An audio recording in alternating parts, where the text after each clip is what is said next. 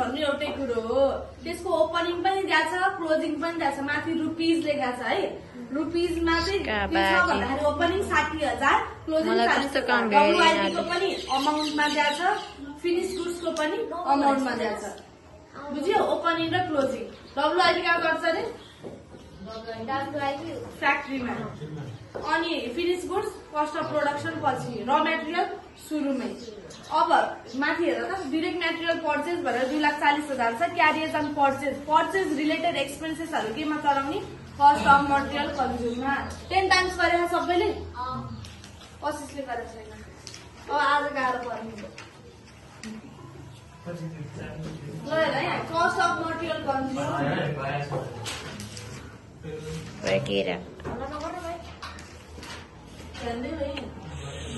यो निकाल्दा के चाहिन्छ अरे?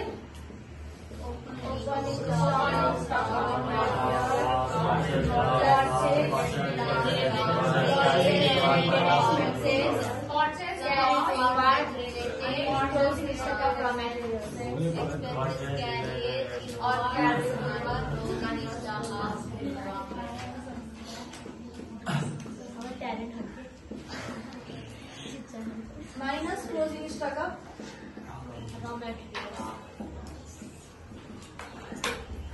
ल त्यो ओपनिङ कति छ हेर त? ओपनिङ क्या बक्समा ओपनिङ डाइरेक्ट मेटेरियलको ओपनिङ 60,000 पनि 60,000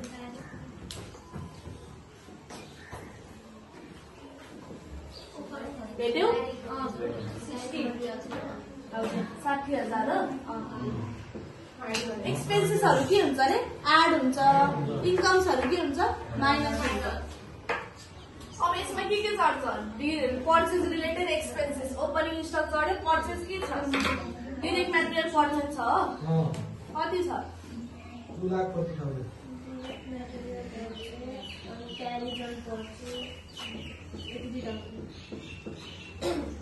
प्लस क्यारियर्स अफ पर्चेज कति छ? 4,000। अनि एउटा अझै चढाउन छ त, क्लोजिङ स्टक अफ र मेटेरियल। यो चाहिँ के हुन्छ? माइनस।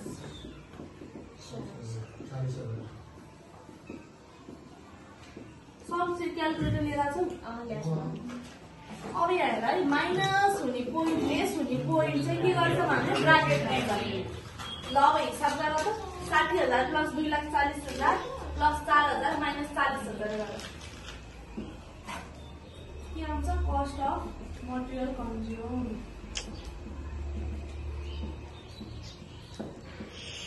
2,64,000 प्लसमा आयो है, माइनसमा आयो भने ब्राकेटमै लेख्ने। जेनेरली त्यहाँ हिसाब गर्दाखेरि कतिमा आयो? प्लसमा आयो नि, केही पनि छैन भने अगाडि साइन के हुन्छ? प्लस हुन्छ नि। अब हामीलाई के निकाल्न छ सेकेन्ड स्टेपमा? Prime cost. प्राइम कस्ट निकाल्नलाई के आन्सर चाहियो? कस्ट अफ मटेरियल कन्ज्युमको direct wages, direct expenses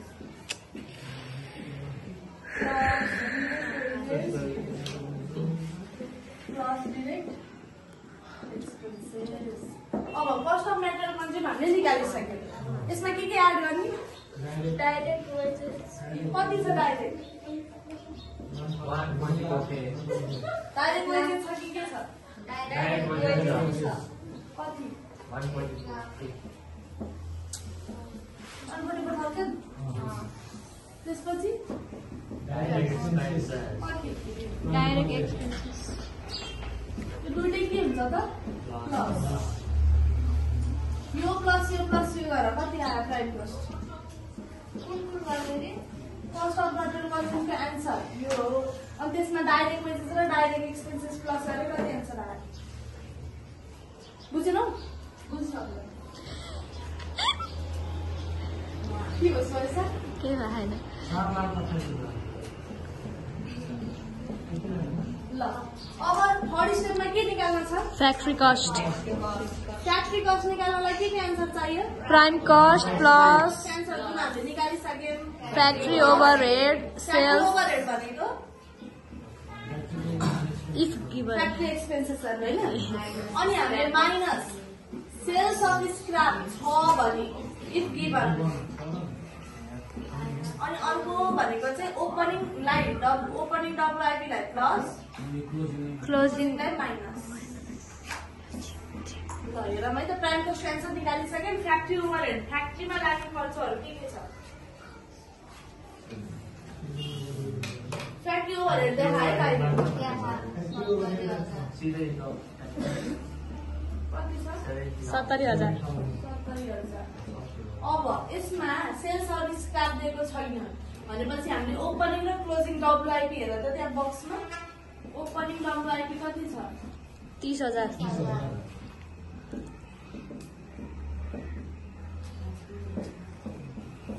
closing 25,000। क्लोजिङलाई के गर्छ? 30,000 कति? 25,000। ल यो गरेपछि के आउँछ?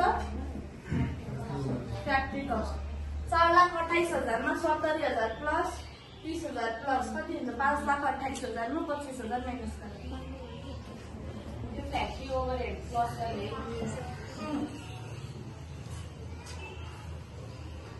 मलाई ननिकाले बोर्डतिर फोकस गर्छ।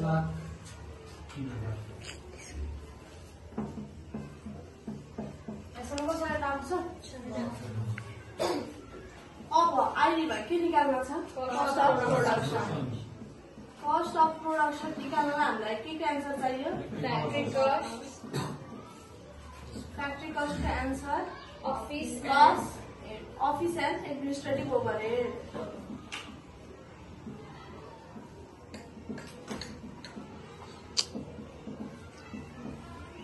अफिस त देखाइन। ल एडमिनिस्ट्रेटिभ त दिएको छ नि? कति दिएको छ? 54,000।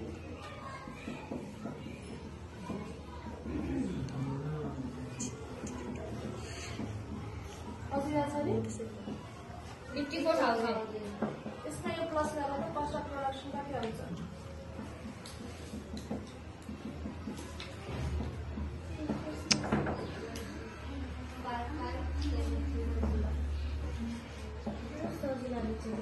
गाह्रो छ? 8 मार्क्सको उयो आएपछि चाहिँ यो चाहिँ केही होइन यो आएपछि चाहिँ यो चाहिँ केही होइन रहेछ एक्जाममा युनिट्सवाला आउँछ। मेन भनेको बेसै थाहा भएन भने युनिट्सवाला कसरी सल्भ गर्छ? यसरी नै आउँछ होइन र एक्जाममा नि? यस्तै यसरी नै आउँछ। सिम्पल हाल्न पनि सक्छ। धेरै च्यालेन्जिङ हाल्यो भने चाहिँ युनिट्सवाला दिन्छ कि कसरी फिनिस गुड्सको युनिट्सवाला। बाँकी क्वेसन हेर त ओपनिङ र क्लोजिङ फिनिस गुड्स चाहिँ युनिट्समा दिएको छ। त्यो केस आउँछ कि त्यो केस हामीले आएर सिक्छ। र कस्ट अफ प्रोडक्सन पछि बल्ल हामीले के गर्छौँ? ओपनिङ स्टक अफ फिनिस गुड्सलाई प्लस क्लोजिङलाई के गर्छौँ? माइनस गर्छौँ। अनि हामीलाई युनिट्सको केस आयो भने पनि कस्ट अफ प्रोडक्सनसम्म निकाल्ने फर्मुला प्रोसेस यही नै हो है। त्यसपछि केही चेन्जेस हुन्छ भन्ने चाहिँ त्यो चाहिँ केबाट हो? फिनिस गुड्सबाट। अब हामीलाई के निकाल्नु छ? Cost of goods sold. यो भनेको कस्ट अफ प्रोडक्सनको answer plus opening stock of finish goods minus closing stock of finish goods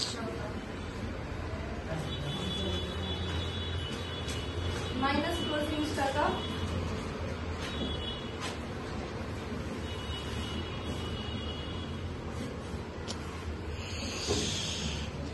opening stock of finish goods कति छ?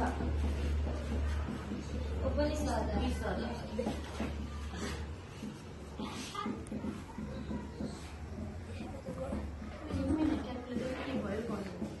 क्लोजिङ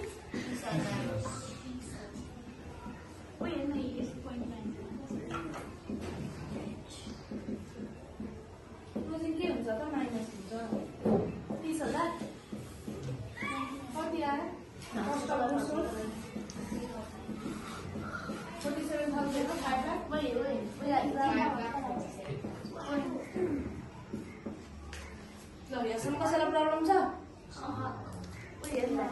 अब हामीले के गर्नु पर्यो? यसपछि टोटल कस्ट निकाल्नु पर्यो।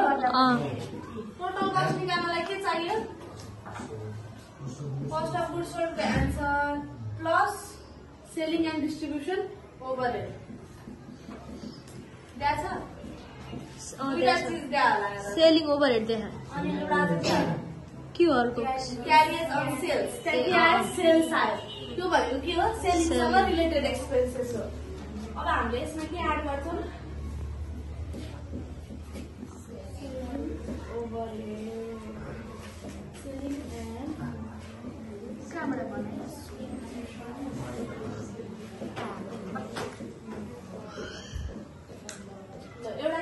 सेलिङ ओभरहेड छ हो अनि अर्को क्यारियर्स अन सेल छ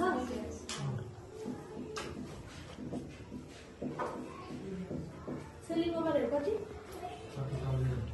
अनि अर्को क्यारियर्स अन सेल 2000 यो दुईटा प्लस गर 32,000 के आयो टोटल कस्ट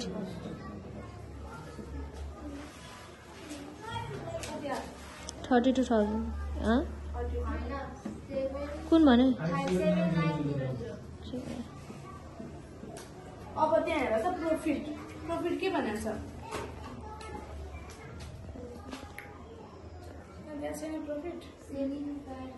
एफ नम्बरमा हेर selling price by 20% profit on cost भनेको छ मैले प्रॉफिटको 3टा केस भनेको थिएँ एउटा प्रॉफिट अमाउन्टमा दियो भने अर्को भनेको प्रॉफिट पर्सेन्टमा दियो भने चाहिँ दुईटा केस हुन्छ एउटा अन कस्ट भनेको टोटल कस्ट अर्को भनेको चाहिँ सेलिङ प्राइस अथवा सेल्स अन सेल्स भनेर दियो भने अहिले हामीलाई केमा दिएका अन कस्ट भनेको छ भनेपछि हामीले प्रॉफिटलाई के गर्छौँ प्लस गर्छौँ केमा टोटल कस्टमा प्रॉफिट जहिले पनि के को लाग्छ टोटल कस्टकै लाग्छ अन सेल्स भन्नुहोस् चाहे अन कस्ट भन्नुहोस् कति आछ 5,79,000 ल अहिले अन कस्ट भनेर कति पर्सेन्ट भनेको छ 20 त्यही भनेर 20 डिभाइड बाई 100 मात्र भयो अन सेल्स भनेर के हुन्छ 20 डिभाइड बाई 100 माइनस 20 हुन्छ है कति आएछ प्रॉफिट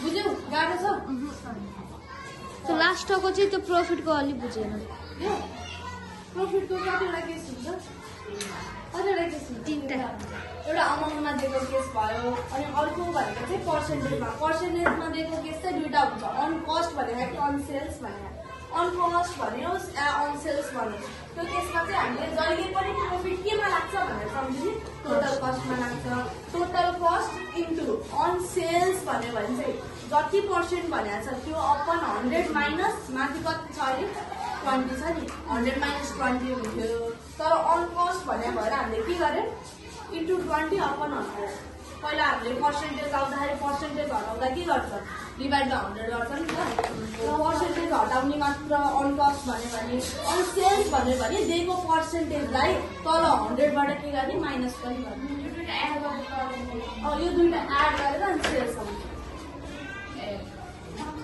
लागेको खर्चमा किनभने प्रॉफिट जोड्यो भने के हुन्छ बेच्ने प्राइस के हुन्छ प्रॉफिट हुन्छ